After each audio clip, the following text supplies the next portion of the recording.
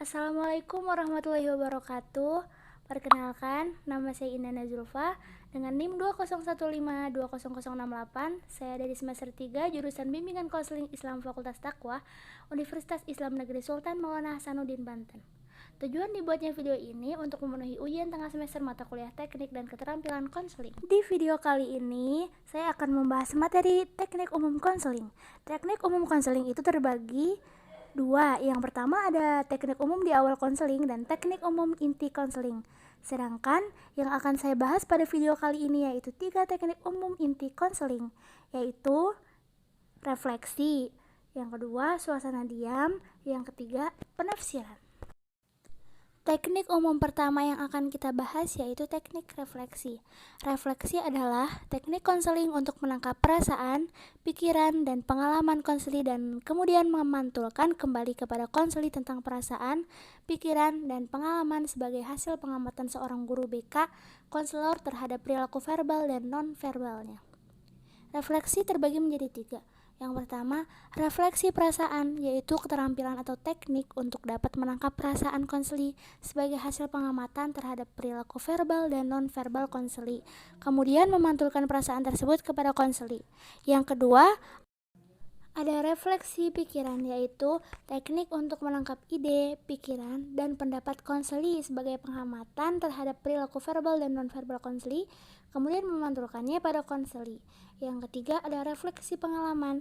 Refleksi ini juga disebut keterampilan untuk menangkap pula perihal pengalaman konseli sebagai hasil pengalaman tentang perilaku atau kelakuan secara verbal dan non-verbal, yang kemudian memantulkannya pada konseli. Teknik umum inti kedua yang akan kita bahas yaitu suasana diam. Suasana diam adalah diamnya sejenak klien ataupun konselor dalam proses konseling. Diam bisa menunjukkan rasa simpati, empati, persetujuan, atau memberikan kesempatan untuk berpikir dan lain sebagainya. Biasanya, waktu diam dalam proses ini berlangsung sekitar 5-10 detik atau sesuai dengan feeling konselor. Konseling menjadi diam saat melakukan proses konseling bisa disebabkan oleh beberapa hal. Yang pertama, konseling kehabisan energi untuk melanjutkan pembicaraannya. Yang kedua, konseling mengalami resistensi. Yang ketiga, konseling tidak tahu atau kebingungan apa yang harus ia ungkapkan berikutnya. Yang keempat, klien mengalami perasaan sakit dan tidak siap untuk berbicara.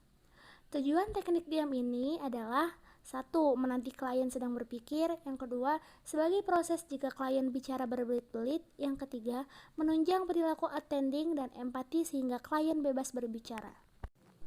Teknik umum inti ketiga yang akan kita bahas yaitu penafsiran. Penafsiran adalah gambaran dari suatu keadaan. Pelaksanaan penafsiran bagi konselor yaitu untuk memberi pemahaman kepada klien tentang kejadian-kejadian dengan melihat dari beberapa sudut pandang yang berhubungan dengan masalah klien. Dengan adanya penafsiran akan lebih memudahkan klien atas kejadian yang telah diungkapkan oleh klien. Sebaiknya konselor juga harus menyadari bahwa penafsiran hanyalah suatu kemungkinan yang terjadi. Ada beberapa hal yang harus diperhatikan dalam penafsiran, yaitu 1. Lihat dengan baik kesiapan klien untuk menceritakan kejadian sebelum melakukan penafsiran. 2. Pada saat penafsiran harus dilandaskan pesan-pesan yang nyata, bukan dengan pesan-pesan yang mengandung kecurigaan klien. Yang ketiga, konselor juga harus memakai kata-kata atau bahasa yang benar dan mudah dimengerti dalam menanggapi penafsiran. Tujuan penafsiran sendiri adalah untuk membantu konseli mengkaji tingkah laku, pemikiran-pemikiran dari sudut lain dengan penjelasan lain, dan memotivasi konseli menggantikan pemikiran merusak diri atau tingkah laku yang tidak efektif. Demikian penjelasan materi 3 teknik umum konseling. Semoga dapat bermanfaat bagi kita semua. Terima kasih. Wassalamualaikum warahmatullahi wabarakatuh.